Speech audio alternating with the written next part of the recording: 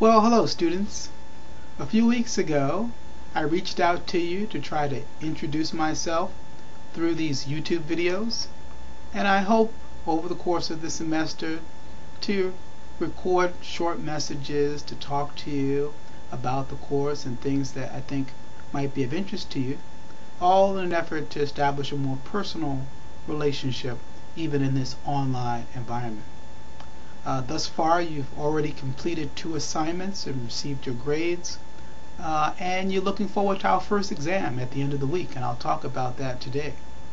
But I'm impressed by what an interesting group we have. I know you've read each other's biographies, but I just picked a few at random to tell you what I thought about our class and a lot of the people who will be working with this semester. As students describe their ancestries in these early autobiographies, I'm always impressed by the connections they discover.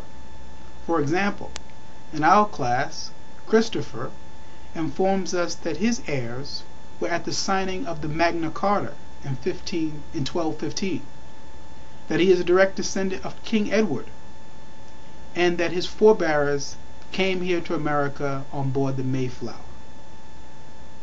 John is an adventurer who once climbed a dormant volcano in Death Valley.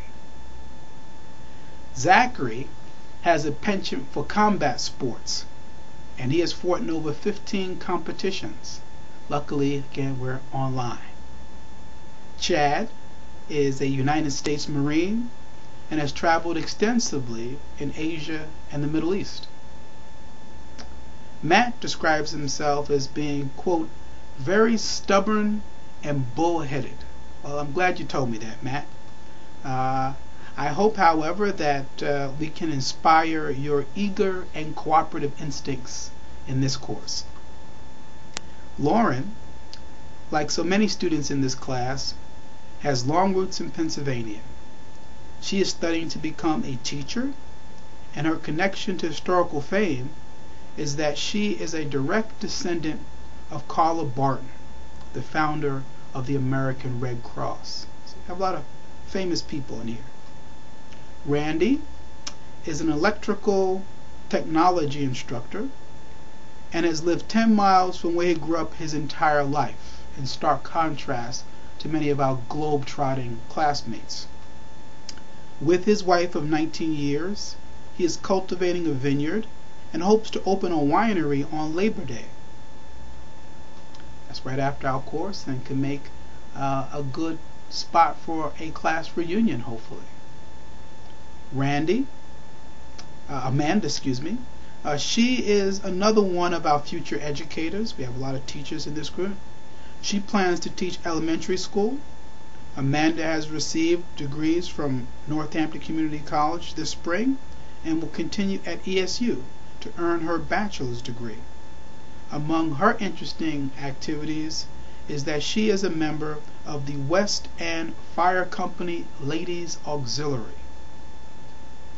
Haley is taking this course from sunny Orlando, Florida, while we're here in the midst of snowstorms and blizzards. She too has local roots, but is currently participating in the Disney College program. And I wonder what Amanda thought of our critique of Pocahontas and the Hollywood or Disney portrayals of some of those characters in the real history.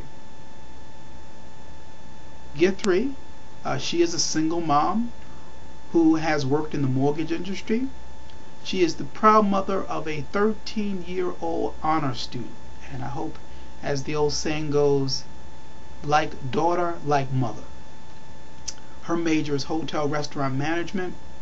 One day she would like to open her own restaurant, and it certainly is great to have so many entrepreneurs in our class. Brianne is able to trace some of her heritage back to an affair between a slave and her master on the island of Puerto Rico. Her maternal ancestors were also passengers on the Mayflower, and I think that boat gets bigger and bigger every year. More recently, her great-grandparents shared stories with him about the Great Depression and World War II.